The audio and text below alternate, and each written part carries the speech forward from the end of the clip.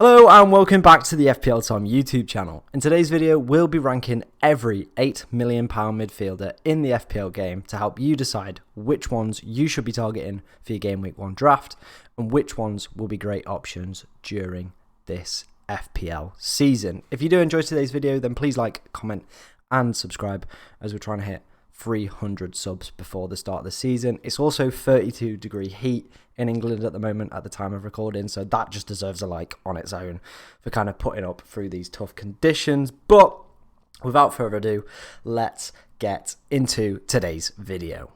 Starting off the video in 7th place, I have put Philip Foden. Now, a little bit of a controversial one this. Obviously, Phil Foden, amazing footballer. There's no doubt in that. But as an FPL asset, I do believe that there are better options at the 8 million price mark. Last season, Phil Foden played 28 games, getting 9 goals, 5 assists. However, only started 24 of those games. The big concern for me with Phil Foden and Manchester City kind of forward assets going forward is there's just too much rotation within this City squad to make that 8 million worth it. If you've kind of got an inclination that potentially Phil Foden is going to play, or you kind of understand how the City rotation pattern kind of works and you kind of figure out potentially that he's going to play the next 3 or 4 games, then he's definitely an option. But as in terms of like a long-term pick, he's just not it, is he? Also, last season, he played a large majority of games, kind of in that false 9 as well. But due to Haaland and Alvarez joining the club, I do believe that that option's pretty much dead. You know, maybe City will rotate around with their formation and their tactics, but when you sign in people like Haaland, I just don't think it's going to happen. So Phil Foden is probably going to be playing more out wide or maybe a little bit further back in the midfield. So kind of reducing his potential output as an attacking player. I think as well, I highlighted this point within my notes. Obviously, I'm not doubting Phil Foden's ability, but as an FPL asset, I just don't think he's there. Last season, finished with less points than Trossard, Benrahma and Gallagher, just to put that into context. So obviously, Benrahma had a really good start to the season. Same with Conor Gallagher. But like Leandro Trossard, there was probably like 2 weeks where like people sort of looked at him and he scored more than Phil Foden. That is why Phil Foden is 7th on my list. I believe he's an amazing footballer, but in terms of FPL and in terms of the 8 million price point, I do believe there are better options out there. So let's move on to 6th place. And moving on to the 6th place best £8 million midfielder, what a mouthful that is Phil Foden's teammate, Riyad Mahrez. Last season played 28 games, 11 goals and 5 assists, but only 15 starts of those 28. So coming off the bench for a large proportion. Similar with Phil Foden, heavy rotation really does put me off kind of owning Mahrez at any point. Obviously, there will be periods where you do look at City players when they have amazing fixtures like they do at the start of the season. Brilliant opening fixtures for City: West Ham, Bournemouth, Newcastle, Crystal Palace, Nottingham Forest, Aston Villa, Tottenham and Wolves, their first 8. Honestly, scintillating like fixtures, especially for attacking players like Riyad Mahrez, but just due to the fact that like he's heavily rotated and it's just not what you want, especially when at the start of the season you don't really have a bench to kind of cover it. I know I don't with my current draft, and I know a lot of top FPL managers don't really have a bench, so you don't want to be having these rotation risk players. Again, finish behind Leandro Trossard, Benrahma and Gallagher. It's just not what you want to see. But with Mahrez, one of the reasons I did put him above Phil Foden is he does occasionally take penalties. However, there's question marks around whether or not Haaland will be taking them, as he did score 5 last season. But with City also selling Raheem Sterling, I do believe that will increase Riyad Mahrez's game time. So potentially that's something that, you know, is a plus in his favour. I also think he's a little bit more of an explosive kind of player compared to Phil Foden, and that is the reason that I've put him 6 on the list. Let me know, are any of the City kind of £8 million midfielders making your team? Have I got these 2 in the right order? Let me know down in the comments below. Moving on into 5th place, we have got Kulusevski, or for the remainder of this video, I'm just going to call him Kulu. Last season played 18 games, getting 5 goals, 8 assists. Arguably Best signing of the January window. You know, he was honestly unbelievable since he came in. Played in game week 24, and then since that period was the third highest scoring midfielder in FPL, only behind Kevin De Bruyne and Heung-min Son. And obviously everyone knows how fantastic they did come the second half of the season. So kind of putting him in terms of real good quality players with Kulusevski. Formed an amazing relationship with Kane and Son, and has really good fixtures for the opening 8 game weeks. Southampton, Chelsea, Wolves, Nottingham Forest, West Ham, Fulham, Manchester City and Leicester. A really brilliant asset to own last season, but now he's been bumped up to the 8 million price tag. Does he still kind of have that value? It's not looking as good, to be honest. I do believe with Spurs obviously having Champions League football as well this season, there is going to be potential a lot more rotation within their side in terms of their front three. And with Spurs also signing Richarlison, I do believe that is going to limit Kulusevski's minute times. You're not going to sign a £50 million player just to stick him on the bench. And with Richarlison's kind of attitude, it's probably not going to happen either. Also, Spurs pre-season game the other day, they kind of played 2 different squads each half, and in the first half it was Kane, Son and Richarlison. Second half, Kane, Son and Kulusevski. So as you can see, it does seem that these 2 players are going to be switching out, and again, we just don't want to be targeting these rotation risk players. Obviously for the first game week, Richarlison is suspended due to throwing a flare back into the crowd. Clever man. But yeah, so Kulusevski for game week 1, probably if you're looking just for a 1 week punt, maybe, but yeah, it's not looking as good as it was last season where everyone was on the Kulusevski hype train. A lot more risk for rotation due to increase of fixtures and due to competition within the squad. Let me know, have I got Kulusevski in the right place? Would you have put him higher? Would you have put him lower? Let me know down in the comments below.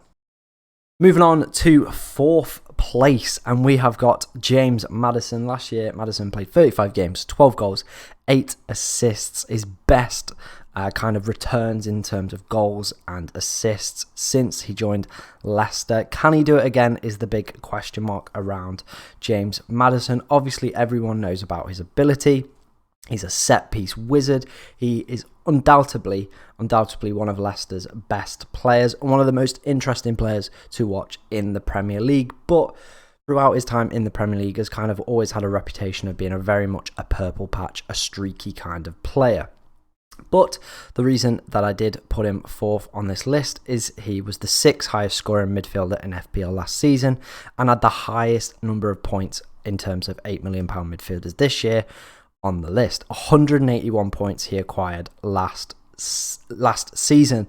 So yeah, it was a really good season for James Maddison. He was in and out of people's teams. Obviously, come the kind of last 10 game weeks, he was in a lot of people's teams, just down to the fact that Leicester nearly had like a double game week every single week. Really good player to own last season, but will he kind of be able to live up to the hype of the 8 million price tag? Probably not.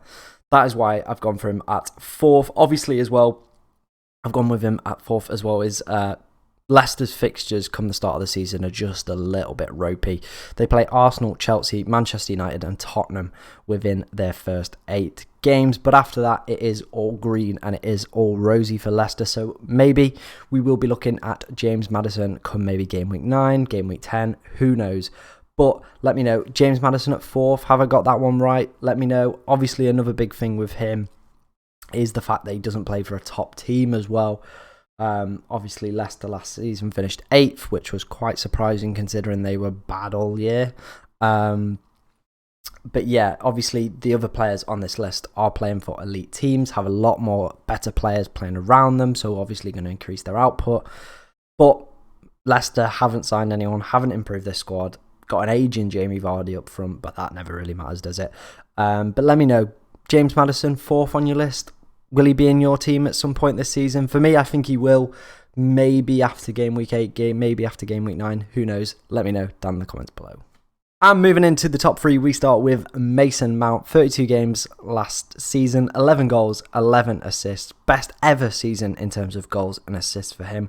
On set pieces, he's a brilliant asset to own, especially with Chelsea's strong fixtures come the start of the season. Everton, Tottenham, Leeds, Leicester, Southampton, West Ham, Fulham and Liverpool.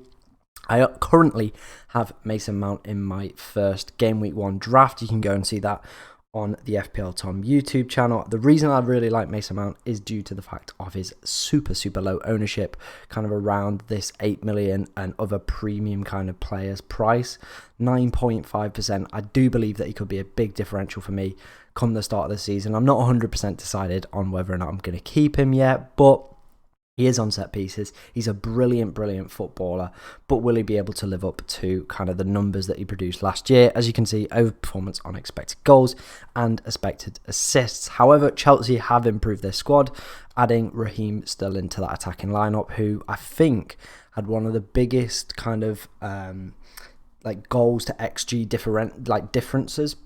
So if he can, join this Chelsea side and help out in terms of providing more goals and more assists for the team, then that is definitely going to help Mason Mount in terms of his numbers and making him an even more attractive asset. Let me know, are you looking at Mason Mount? Would you put him third in terms of the £8 million midfielders? Let me know. And moving into second place, very close, very split decision this one. It did take me a lot of time deliberating which way to kind of put these two round, but we are going to start with Bukayo Saka, one of my favourite footballers. I actually have an Arsenal shirt with his name on the back. That's how much I rate this man. 38 games last season, 11 goals, 7 assists. The only player on this list to have played every single Premier League game last season. On penalties at the moment, I don't know if Gabriel Jesus is potentially going to take them off him. We will have to see kind of how that one works out. But Saka was a wonderful asset to own last season, and I believe he will be again this year. I believe his ownership is a little bit low at the moment, just down to the fact that every man and their dog owns Gabriel Jesus, and I mean, why not? There's not many good kind of cheaper forwards to put on your bench who are going to play regularly, so having an 8 million forward and Haaland or Kane really does make sense, and I do believe that is why Saka's ownership is a little bit lower, but I believe he's going to produce similar numbers to he did last season. In terms of last season as well, he was had the third most shots among midfielders, which is like crazily like how he only scored 11 goals when he was having that many shots. He's a brilliant asset, like we've said. Linking up with Gabriel Jesus as well is probably going to help his numbers increase this season. An underperformance, on his XG as well. Bukayo Saka, second. What are you saying down in the comments? Really good fixtures as well for Arsenal come the start of the season. He could be a differential if you go for him in midfield, maybe over Jesus, or double up on the two Arsenal boys. Let me know. Saka second.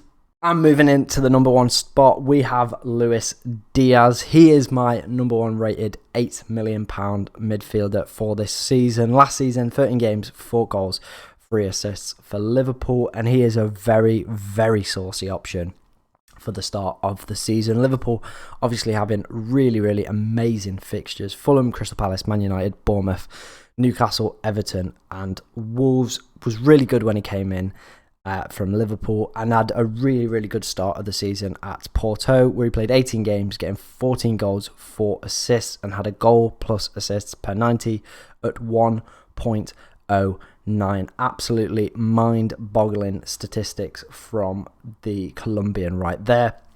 Obviously, as well, the reason I like Diaz at 8 million is down to the fact that he's going to be playing in one of the best attacking lineups in European football. Obviously, the Diego Jota injury as well makes him an even more nailed option, which is what we want to see from our players. I really like Luis Diaz. I do believe that this could be a fantastic year for him, and that is why I have rated him at number one in terms of £8 million midfielders, especially as well for the Fulham game in game week 1. Absolutely going to blitz it, I believe. Our Liverpool, obviously, Fulham yesterday conceded 5 to Benfica, got absolutely ripped apart in a pre-season game.